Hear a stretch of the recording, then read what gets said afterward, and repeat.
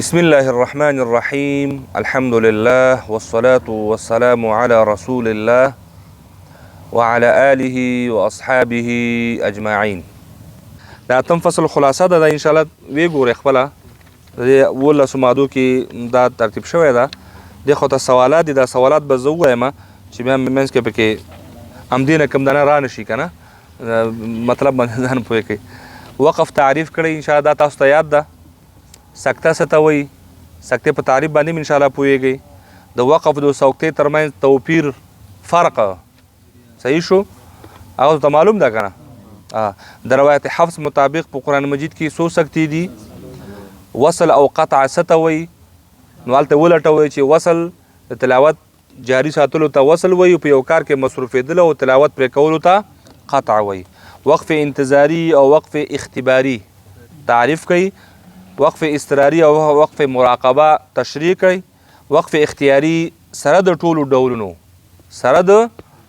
ډولونو د وقف تام، حسن، کافی او وقف لازم حکمونه بیان کوي. تام کې ودرېدل ضروری، حسن کې هم بهتر نه، حسن کې وقف تام، حسن، کافی او تام بهتر دي او حسن کې جایز دي. صحیح شو ځکه دواړه ده که نه، دواړو حالته ده. وقف د کیفیت په لحاظ سره په څو ډولونو ده، هر یو واضح کړئ. 5 ډوله، هغه اسکان او ابدال او اشمام هغې ته اشاره ده. د وقف بالابدال څو حالتونه دي؟ 2 حالتونه دي. یو حالت تنوین ده او بل حالت تای مدوره یا مربوطه. موقوف علیه حرف باندې د ودرېدلو طریقه په مثالونو سره تشریح کوي. ودرېدلو طریقه یا به اسکان وي، یا به ابدال وي، یا به اشمام وي. صحیح شو. نو اسکان کوم ځای کېږي؟ په 3 واړو حرکتونو کې. ابدال چېرته کېږي؟ په 2 حرکتونو کې. او اشمام چېرته کېږي؟ په 1 حرکت کې. د سورتونو آخري لفظ د مابعد سره د لوستلو څو حالتونه دي؟ 4 حالتونه دي. وایي دا د مثالونو سره واضح کوي، هلته شته انشاءالله چې هغه ورباندې بیا ویې ګورئ. د وقف نښې او علامتونه د حکم سره بیان کوي. نښې او علامتونه یعنی یو نښه چې تا ته راشي د هغې حکم به څه شی وي؟ تلاوت محاسن، خوبیانې او معایب، عیبونه څو دي؟ ابتدا او اعاده څه ته وایي؟ ابتدا څه ته وایي او اعاده څه ته وایي؟ دا 4 جوابه سوالات دي د دغې فصل مربوط. همدا سوالونه هم چې حل کړل که نه کار شوی دی انشاءالله. ښه، د روایت حفظ مطابق په قرآن مجید کې څو سکتې دي؟ کم جواب صحیح ده؟ ب. وقف په لغت کې څه ته وایي؟ غږېدل، ځنډېدل، درېدل، با او جیم. په ځنډېدلو باندې ورنشئ ډایرکټ. ګوره دا 4 جوابه تر اخره ګورئ. ګوره ښه، کله کله دغسې شی پکې هغه کم وقفونه دي چې په تعلیم او تعلم کې تیرنه کار اخیستل کېږي. انتظاري ده، اختباري ده، اختیاري ده که الف او جیم ده؟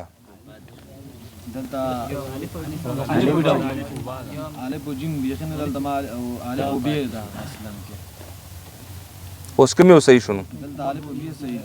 الف او ب صحیح ده. دا جیم صحیح کوي، دا ب کوي.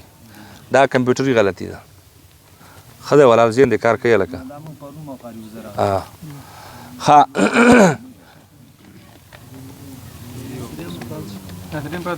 درېیم کوم یو ده؟ وقف په عمومي توګه په څو ډوله ده؟ 6. ښه، اختیاري وقفونه، اختیاري وقف څو ډوله ده؟ اختیاري اول کې ګوره اختیاري صحیح شو ځکه مقبول او غیر مقبول ته اشاره ده دلته. ښه، د کیفیت لحاظ وقف په څو ډوله ده؟ 5. جیم صحیح ده که نه. وقف بالاشمام په کوم حرکت کې کېږي؟ زبر، زیر، پیش. جیم. وقف بالروم په کوم حرکت کې کېږي؟ فتحه او کسره، کسره او ضمه، ضمه او فتحه، کسبه. د سورتونو آخري لفظ د مابعد سره یو ځای لوستلو څو حالتونه دي؟